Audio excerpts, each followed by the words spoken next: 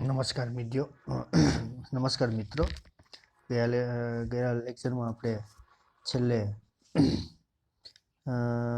જે નાનાનો જે બદલાવ હોય છે તે એવું કહે છે કે એ નાનાનો બદલાવ જે છે એ પહેલા દિવસે તો મેં તેની તરફ ધ્યાન ન આપ્યું, પણ બીજા દિવસે પણ પછી જ્યારે નાનાનો જે બદલાવ જે છે તે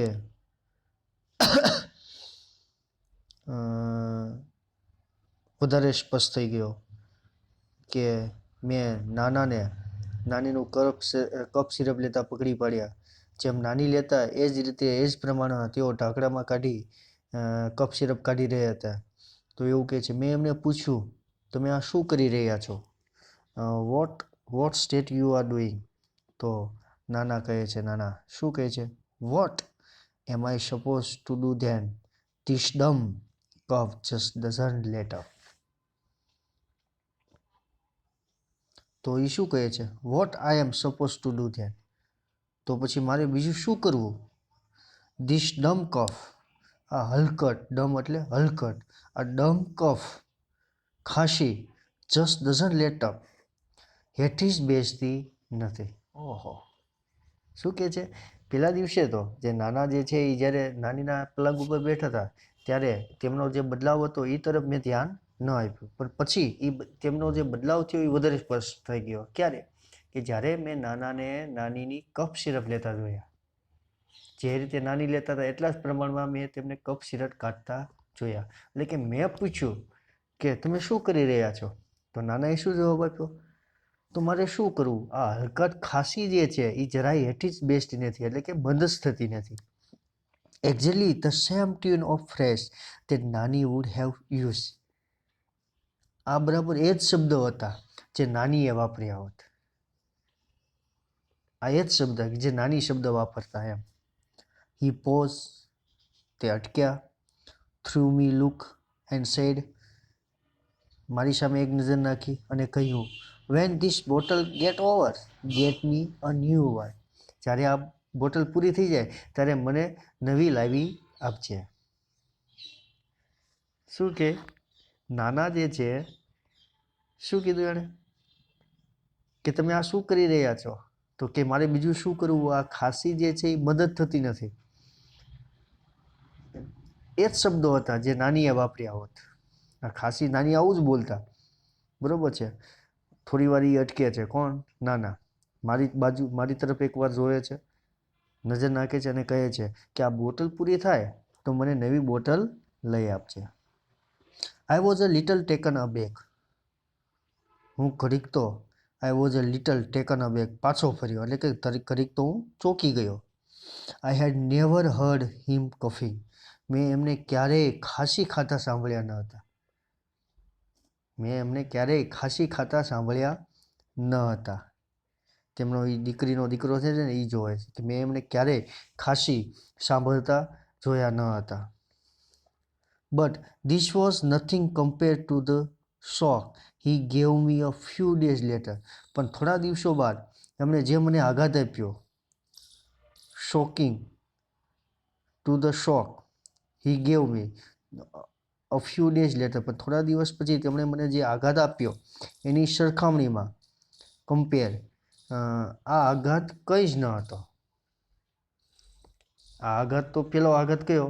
કફ સિરપ લેતા. હવે એવું કહે છે કે મને થોડા દિવસ પછી જે આઘાત આપ્યો તે આ આઘાત કરતાં કંઈ ન હતો. શું આઘાત આપ્યો? આઈ ટોલ હિમ. મેં એમને પૂછ્યું, નાના let's go to a salon, you need to hair cut.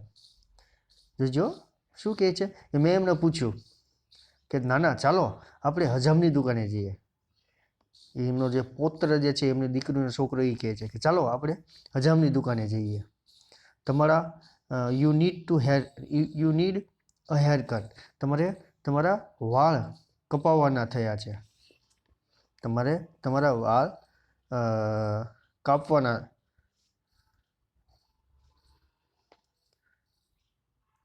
તમારે તમારા વાળ કપાવવાના થયા છે, તમારા વાળ કાપવા જરૂરી છે. આઈ ઇન્જિસ્ટેડ, મેં આગ્રહ રાખ્યો. If you don't want to go then I will call a barber home. જો તમે જવા ન માંગતા હો વાળ કપાવવા માટે તો હું હજામને ઘરે બોલાવી લઉં. કોઈ કહે છે તેમનો પૌત્ર. He did not even bother to look at me this time. તેમણે મારી સામે જોવાની પરવા પણ ન કરી. તેમણે મારી સામે જોવાની પરવા પણ ન કરી, તસ્દી પણ ન લીધી એમ.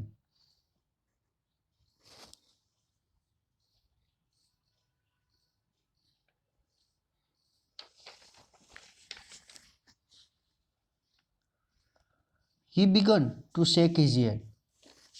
તેમણે માથું ધૂણાવવા લાગ્યું, એટલે ના પાડવા લાગ્યા. Shake his head. No no no, he will kill me. એ મને મારી નાખશે.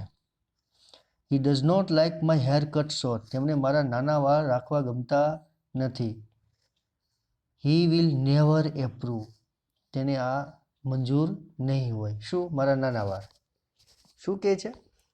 આઘાત હતો તેના પૌત્ર માટે. શું કહે છે કે મેં એમને કીધું કે ચાલો આપણે વાળ કપાવવા માટે જઈએ.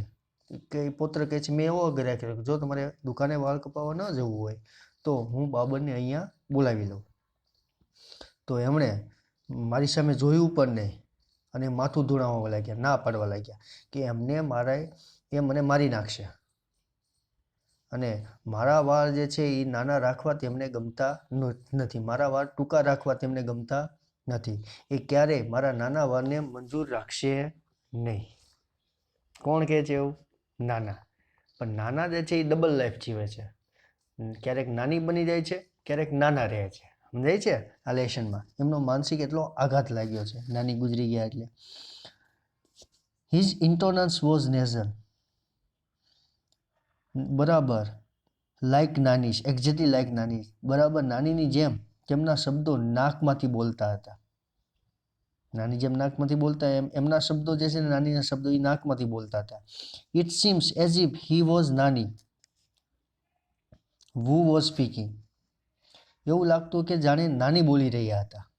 I move back a little worried. હું થોડોક ચિંતિત થયો અને પાછો હટી ગયો. કોણ? પૌત્ર. બરાબર. આવું થયું. શું થયું?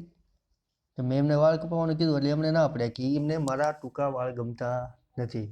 મને શું કરશે? મારી નાખશે. એ ક્યારેય મારા ટૂંકા વાળને એને મંજૂર નહીં હોય. જે રીતે નાની નાકમાંથી બોલતા એ રીતે નાના બોલ્યા, જાણે નાની બોલતા હોય તેવું લાગતું હતું. એટલે કે હું થોડો ચિંતિત થયો અને પાછો હટી ગયો. I had a friend. મારો એક મિત્ર હતો, doctor K D Kamble, a psychiatrist. I call him over. ચિકિત્સક હતા. મેં એમને ઘરે બોલાવ્યા. હી ટોક ટુ નાના at the length for hours. એમણે કલાકો સુધી નાના સાથે વાત કરી, વિગતે વાત કરી. મોસ્ટ ઓફ ધ ટાઈમ, મોટાભાગનો સમય, ઓફ ડૉક્ટર કામ્બલ્સ ક્વેરીઝ. તેમણે મોસ્ટ ઓફ ધ ટાઈમ નાના કેપ ક્વાઇટ. મોટાભાગના સમયમાં નાના ચૂપ રહ્યા. He did not answer most of the Kamble's queries. તેમણે કામ્બલના મોટાભાગના પ્રશ્નોના જવાબ આપ્યા નહીં. બટ વેન હી ડીડ, પણ જ્યારે પણ તેમણે જવાબ આપ્યા, હી સ્પોક લાઈક નાના નોર્મલી ડીડ. તેઓ જે સામાન્ય રીતે નાના બોલતા હતા, ઇન હિઝ ઓવન વોઇસ. એ જ રીતે તેમણે પોતાના અવાજમાં જવાબ આપ્યા. Something else become evident to. બીજું કાંઈક પણ સ્પષ્ટ થયું. ટુ વન ઓફ ધ નંબરલ queries questions. One of the numerous question that Kamble asking. કામ્બલે પૂછેલા એમનામાં એક પ્રશ્નના જવાબમાં એમણે કહ્યું, કામ્બલે એક પ્રશ્ન પૂછ્યો એના જવાબમાં નાનાએ કહ્યું, this only she can answer. આનો જવાબ માત્ર તેણી જ આપી શકે. I will ask her when she comes.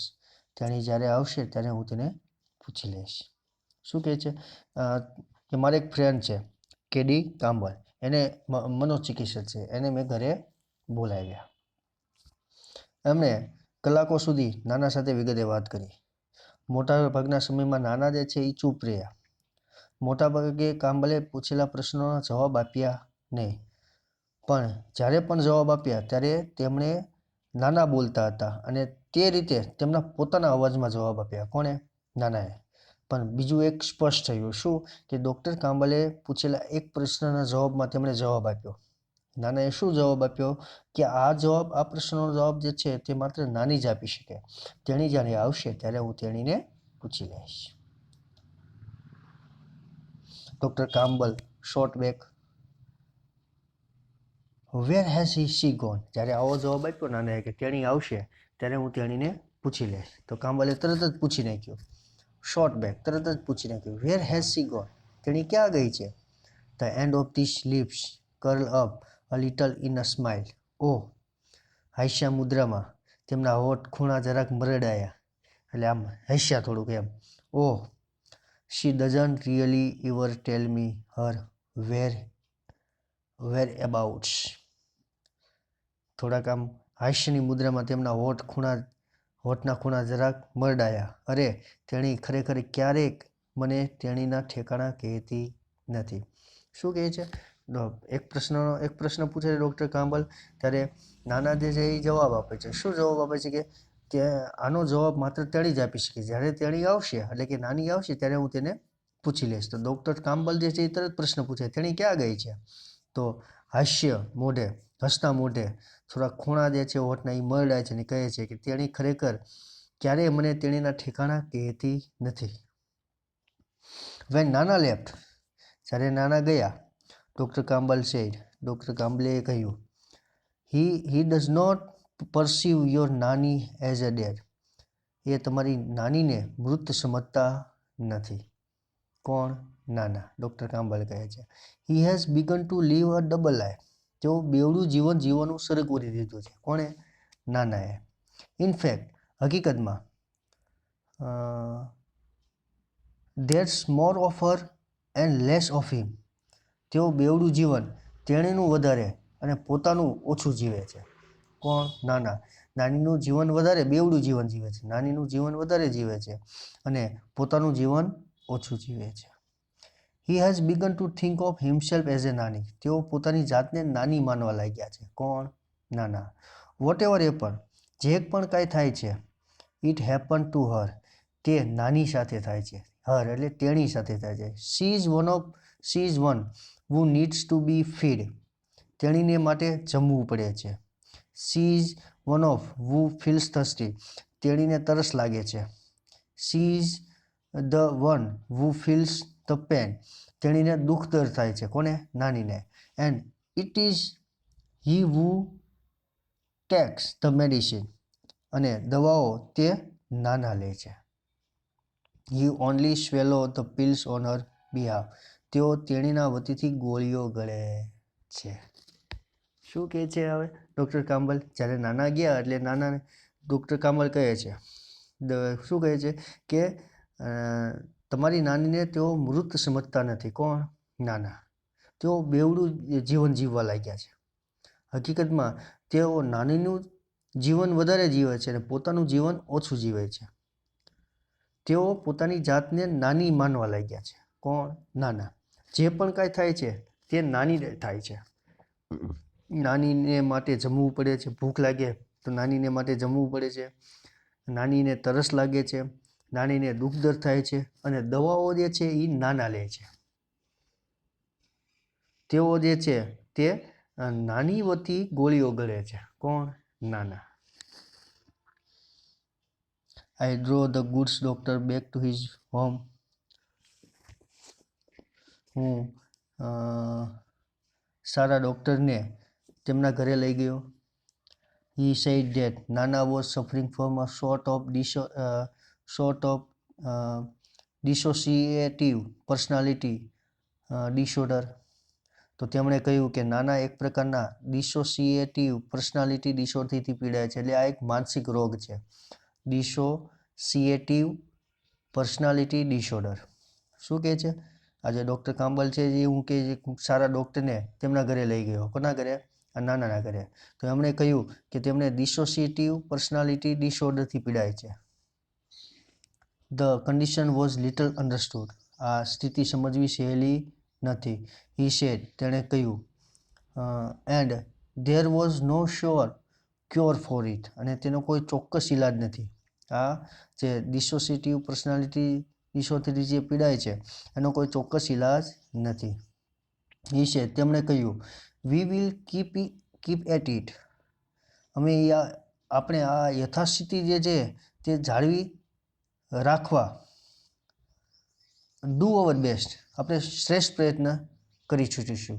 આ જે રોગ રહ્યો છે તે રોગ વધે નહીં તે માટે આપણે શ્રેષ્ઠ પ્રયત્ન કરીશું. બટ એટ યોર નાના એજ, પણ તમારા નાનાની ઉંમરમાં that kind of recovery is nearly impossible. પણ અમુક કેસોમાં થોડોક સુધારો આવે છે.